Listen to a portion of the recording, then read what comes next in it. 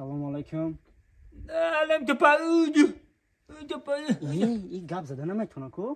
تو پایده. الان تو پایدی.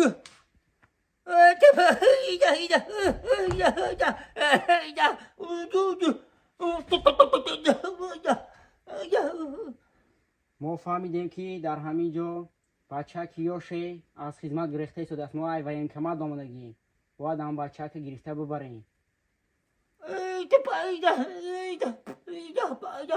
اینا گپ زده میتونه نمیشنوه.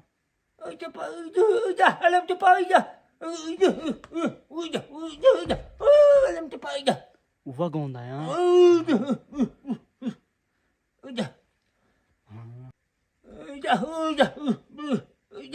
بخشش زیاد.